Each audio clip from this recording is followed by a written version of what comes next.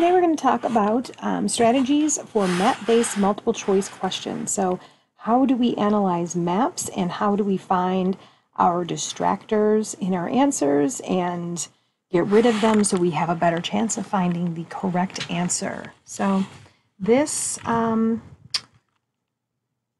sheets that I found were actually on the New Visions for Public Schools website that we use a lot during the school year.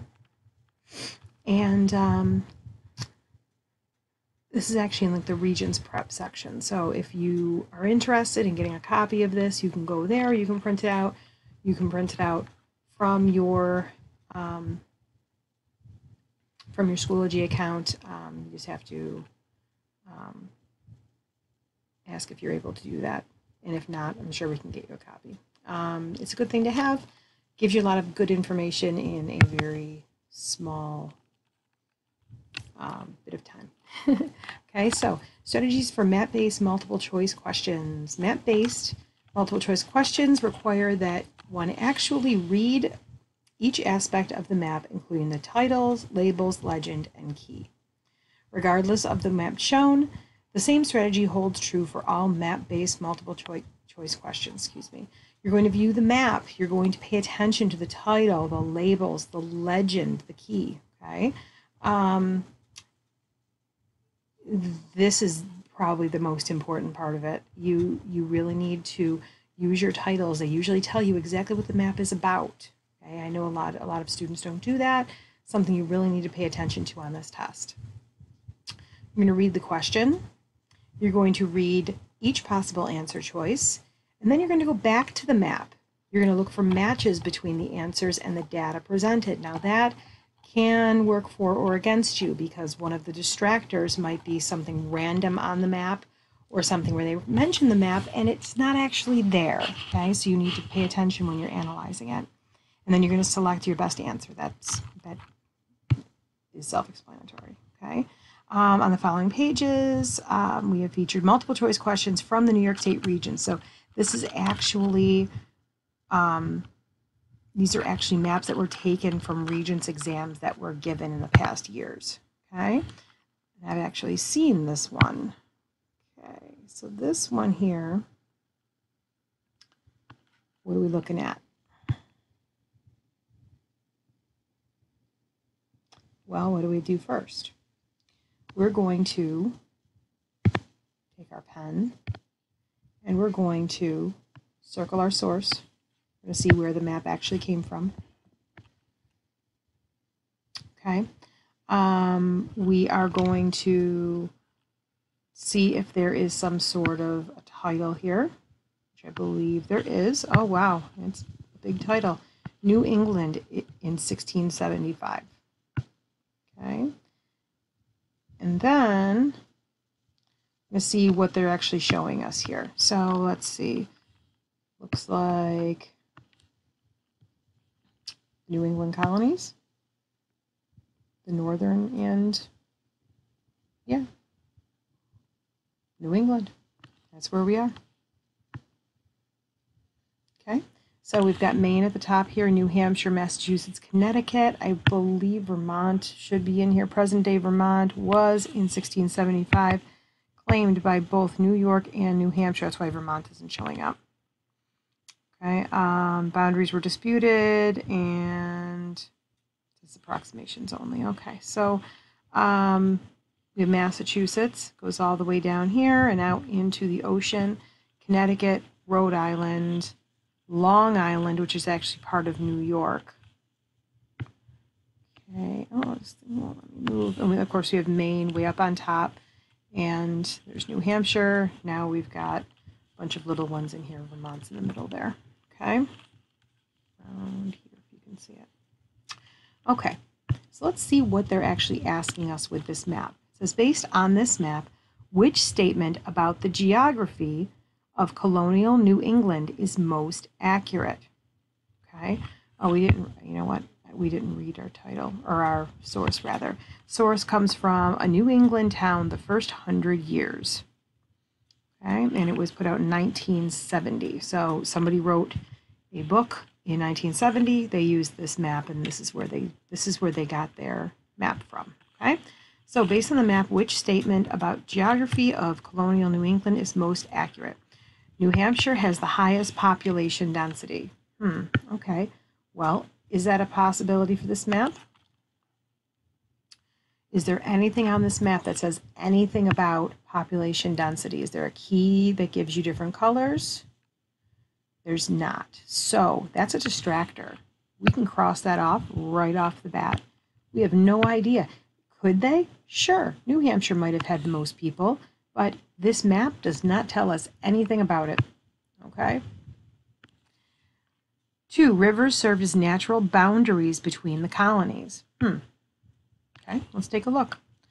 Let's look Connecticut and Massachusetts. Is there a river here along this border? Is there a river here?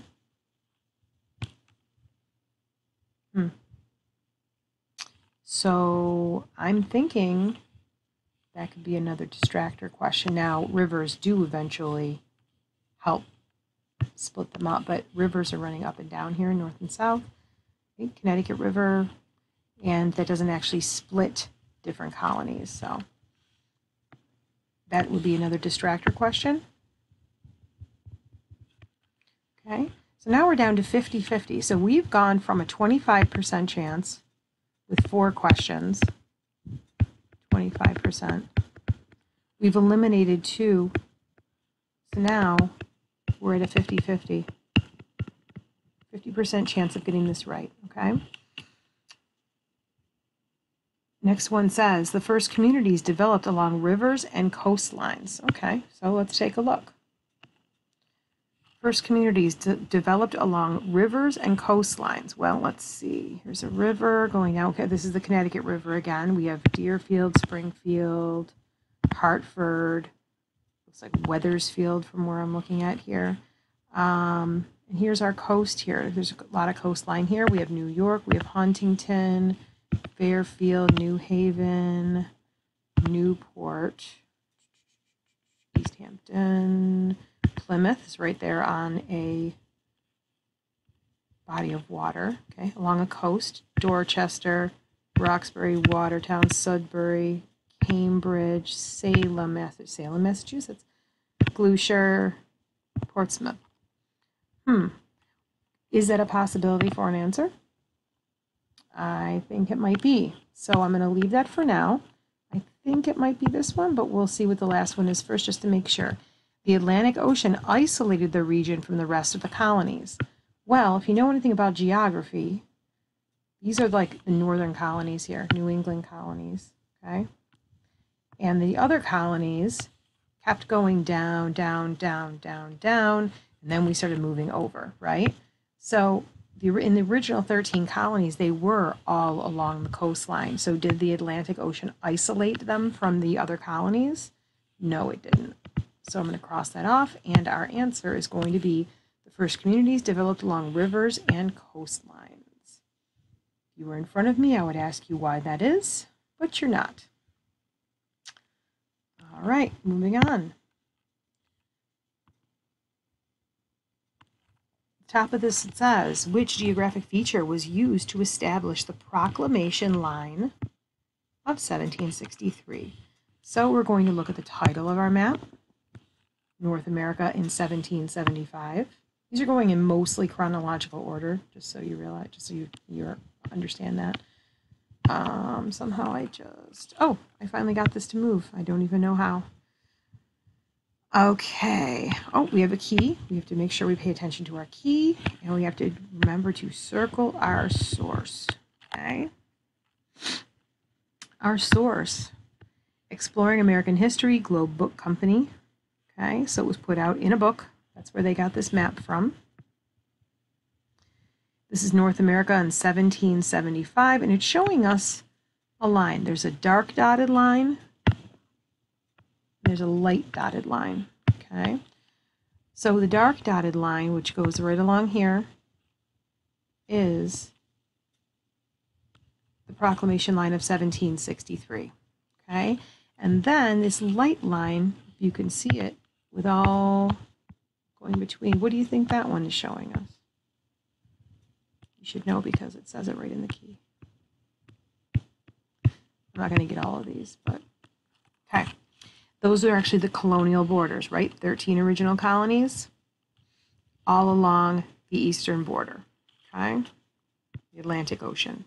So, our question, which geographic feature was used to establish the Proclamation Line of 1763?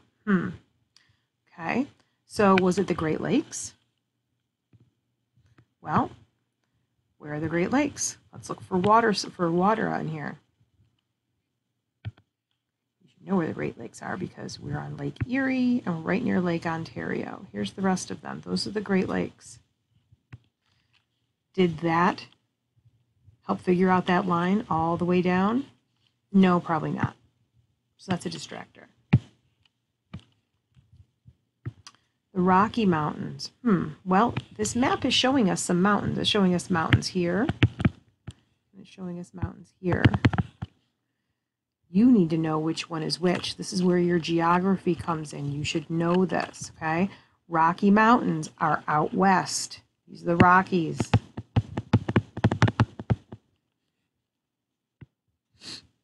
So could the answer be the Rocky Mountains? No, it couldn't. Another distractor because they don't assume that you know it because they're asking you the question, right? They use it as an answer. They're betting that you get it wrong to prove that you know more than they do, okay? The Appalachian Mountains. Well, we know that these are more mountains. Can we see the mountains here? See my cursor? They go all the way up. Now, up here, it's on the opposite side of the mountains, but here it goes through. So, could that be what was used, a geographic feature that was used to establish the Proclamation Line? Maybe. Maybe. So I'm going to put a question mark next to it. And you can do this on your test too. Just remember that. You can mark up that test however you want. Just make sure that if you're writing your answers on the test, you transfer them to your bubble sheet because that needs to be done. The bubble sheet is what gets put through the computer and gets scored, okay? So you can answer right in the book. You can write all over your maps. You can write all over everything in that book as long as you transfer your answers, okay? All right, next one, Mississippi River. Hopefully you know where the Mississippi River is. It was used for a lot of trade eventually, not at this point because we weren't even there yet. But the Mississippi River runs more or less down the center of the country. You have to remember that. This is the Mississippi River. And it ends at the port of New Orleans. Okay? New Orleans, Louisiana, which didn't exist yet. Okay? So this is the Mississippi. Did the Mississippi serve as the edge of the Proclamation Line? Well, absolutely not, because here's the Proclamation Line and here's the Mississippi River. So we know it's not that one. So it has to be number 3. They use the Appalachian Mountains. Okay? All right, moving on. Our next one says, base your answer on the map below and your knowledge of social studies. Uh-oh. Hope you were paying attention in class. All right, so we're going to look at our map first. We're going to circle our title of the map. It's Louisiana Purchase. Hope you've heard of Lewis and Clark. Zebulon Pike. Okay, here's our legend or our key. Here's our source. Oops. That's not supposed to be up there. But now you know I'm recording. Haha. All right, we're going to circle our source. Source is the American Military History, Center of Military History, United States Army, 1989. So this came from an Army resource. Okay. And on this map, you can see, what are we looking at here? Looking at what was the United States at that point before the Louisiana Purchase. And actually, we doubled in size. Remember, we only wanted the port of New Orleans, but then they offered us all the rest of the land for like a couple million more, okay? So we got the port of New Orleans, which we really, really wanted at the end of the Mississippi River. Helped a lot with trade and with travel. And then we ended up getting all this land that we had no idea was out there, right? So that's when Lewis and Clark went around. I'm going to erase this a little bit because I covered up Zebulon Pike. Here we go. Okay. So what are we looking at here? The map shows the exploration routes of Lewis and Clark. I don't know why I just did that. I think this is going to happen a lot, and I'm going to say I don't know why I did it a bunch of times. I'm making a prediction. Okay. Exploration routes of Lewis and Clark and Zebulon Pike. A valid conclusion based on this map is that these expeditions, okay, well, faced few barriers from natural features. Well, does this say anything about that? I don't see anything about that. I see a couple rivers. That's about it. I see the Rocky Mountains are labeled here. So I don't think that this is actually going to show us any, or is showing us anything about natural features. So that would be a distractor question. Or excuse me, distractor answer. So it's not actually showing us the natural features except Rocky Mountains down the middle here. So we don't know what they ran into, right? Okay, avoided land claimed by other countries. Okay, so were they, let's see, Lewis and Clark, oh, well, here's Oregon, which we did not own, right? We have Mexico over here. Mexico, those were both, or both those parts were owned by Spain. Florida had Spain down here. This was some disputed territory between England and Spain. And we hadn't gotten that far yet. We hadn't gotten all the way over to the Pacific Ocean. So here's our purchase that we're dealing with right now. Did we try to avoid other people's land? No, we didn't. So if you're going to be technical about it, we definitely weren't, because we were going right through all the Native American tribes' land. Okay. Number 3, used river systems to help them on their journeys. Okay, let's take a look. We have the route of Lewis and Clark. I'm going to do in green. Zebulon Pike we'll do in red. Okay, so green. Here goes Lewis and Clark. Started in St. Louis. And I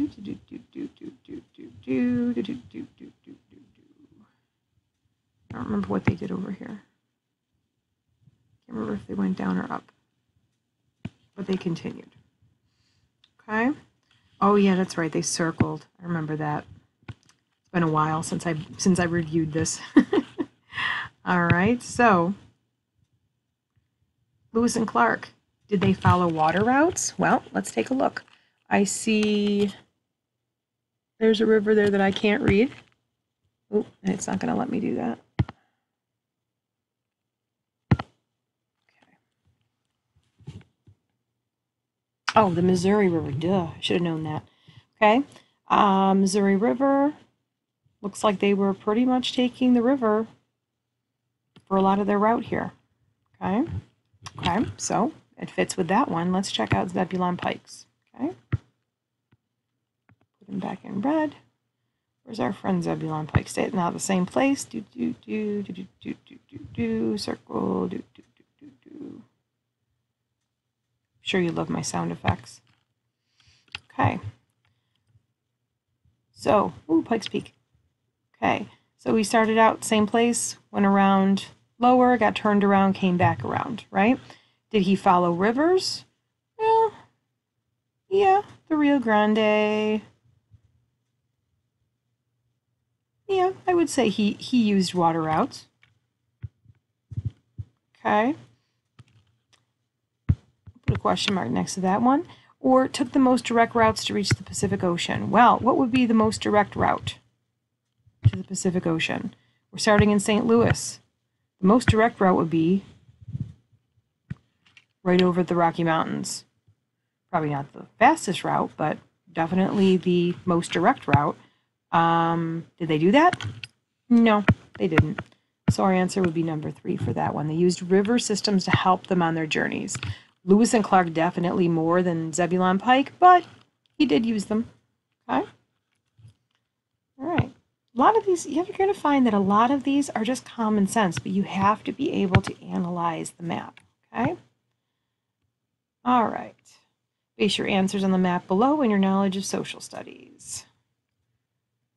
Based on the map, the Erie Canal and Hudson River contributed directly to the... I don't know. Let's see. All right, let's check out our title. Let's analyze our map. I don't see a title on this map.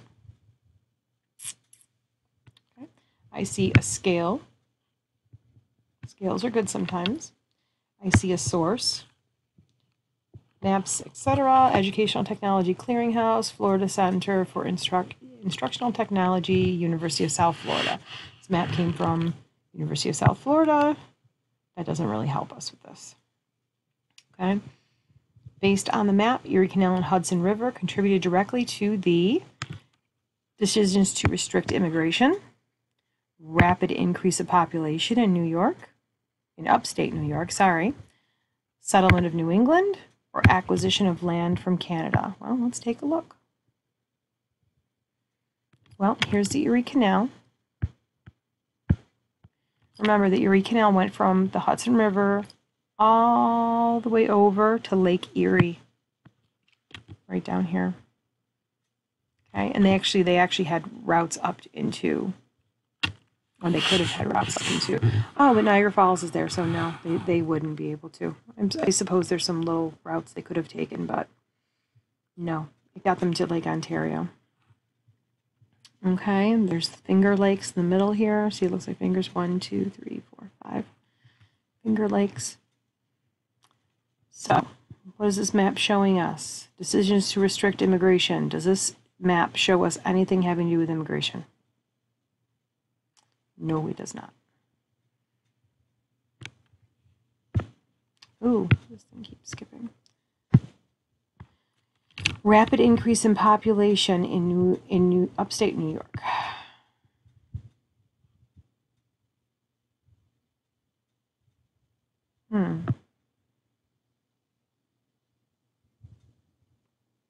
Doesn't really say anything about that.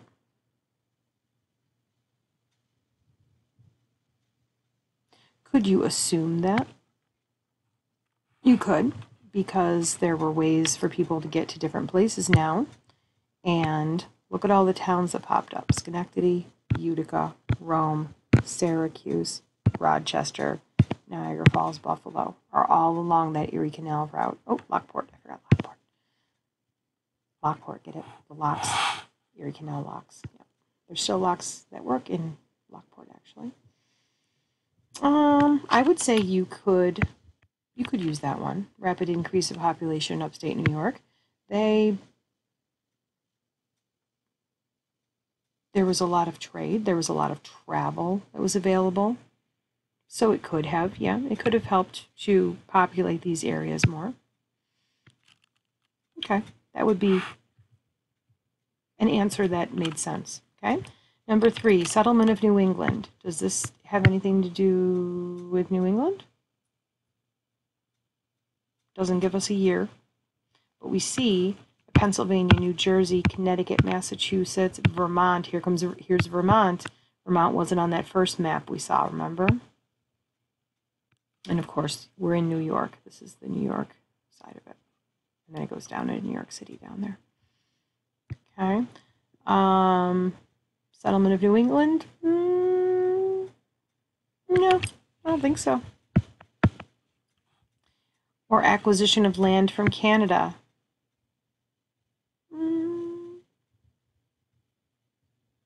There's no year on this, and this was already considered New York, so I would say no to the last one as well. I would say rapid increase in population in upstate New York. You have to remember, I know that we're from Western New York, so we're Western, we're over here, but they consider us part of upstate New York. Upstate New York would go all the way up. I can't even do it on here, but the Adirondack Mountains are up here. New York keeps going up. right? Glens Falls. Okay. The Adirondack Mountains are up there. That's also considered upstate New York, but they call us upstate because they are definitely downstate in New York City. Okay. So could the Erie Canal and the Hudson River contributed directly to an increase in population in upstate New York? Yes, it definitely could have. So that's the one I would choose on that one. The next one, completion of the Erie Canal in 1825. Oh, now we have a year. Encourage growth of the Midwest because it linked the Great Lakes to the Atlantic coast.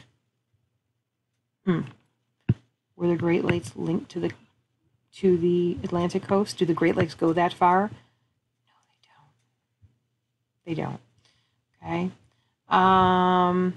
Helped force the removal of British forts in Northwest Territory.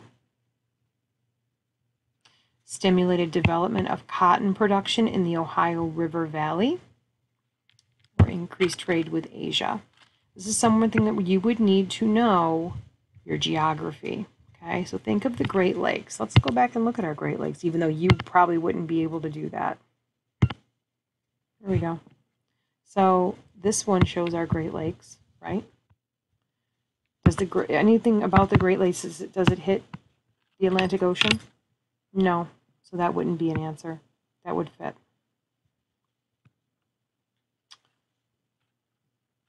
Would it have affected something with Ohio? Where's Ohio? Ohio's right next to Pennsylvania. This is Ohio. It's not showing you that on that map. This is why you need to know your geography. This is Pennsylvania.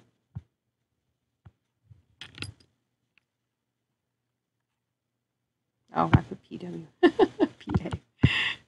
Pennsylvania, Ohio, New York. Okay, you have to know where the states are. So could the creation of the Erie Canal across New York State, up from the Hudson River, have stimulated the cotton industry in Ohio? Well, sure. Ohio's right on a Great Lake here, right? And it's all connected. So could that have been the answer they were looking for? Probably. Stimulated development of cotton production in the Ohio River Valley. Would it have increased trade with Asia? No. Probably not. You have to remember this is the Atlantic Ocean. The Atlantic Ocean. Asia is past Europe. You're past Europe, past India, into, well, India is actually part of Asia, but yeah. It probably wouldn't have done that. So we're going to cross that off. Okay. So I would pick 3 on that one. Most of these have been 3. So don't always pick 3 because that's not what it's telling you to do here. So that's not what they're trying to do. All right. I'm going to do one more. Base your answers on the map below and your knowledge of social studies. Okay, so we're going to circle our source. Robert Devine, America, Past and Present. Scott Forsman, that's a textbook. Yeah, we don't want to know about that. We don't like textbooks. What is the best title for this map? Oh, if the map doesn't have a title, you have to give it one. So we have to analyze what's going on the map and then give it a title. Okay? And then which geographic feature formed the western border of the United States in 1783? I think I already gave you that answer. So let's find the answers to these. What's the best title for the map? Well, we've got the U.S. in 1783. There's a date. It's showing us how we got Florida in 1819. Annexed by U.S. 1810 to 1812. Okay, Panhandle, bottom of our southern states here. We already had the Port of New Orleans. Remember that because it was part of the Louisiana Purchase. This part right here is ceded by Spain in 1819. Texas annexation in 1845. 1803. There's like 40 years difference between those two. Okay. Mexican Cession, 1848. Gadsden Purchase, 1853. We got the Oregon Territory in 1846. The part up here, ceded by Britain in 1818. And this one's adjusted by Webster-Ashburton Treaty with Great Britain in 1842. Okay, so that's how the United States became the United States. All these years, all these different purchases and agreements and some wars. Okay, so what is the best title for this map? Eastward migration. Well, we started on, if you do your little compass, the rose thing here, right? North, east, south, west. Were we moving eastward? Were people from over here moving eastward? Over here? Were they moving to the United States proper? No. Distractor. Territorial expansion. Well, were we expanding? Uh-huh. Maybe. Results of the revolution. Does it say anything about a revolution? Revolution was way back when we were just our little bitty babies. Okay, so not results of revolution. How about immigration before the Civil War? Does this map have anything to do with immigration? I mean, there was probably some immigration, but do we want that? No, that doesn't make any sense. So the best answer for this would be territorial expansion. Okay, which geographic feature formed the western border of the United States in 1783? United States, 1783. What was the border? It ends at the port of New Orleans. I believe I already gave you the answer. Big river right down the middle of the country. That's the Mississippi. Hopefully you knew that. Okay, so the western border of the United States in 1783 was the Mississippi River. Okay. Good job, guys. Okay, that's 32 minutes. Sorry, did not want to go that long, but it is definitely an important part of getting through this exam and passing this exam. Okay, so hopefully get a little bit of help out of this. Okay, study your geography. Bye.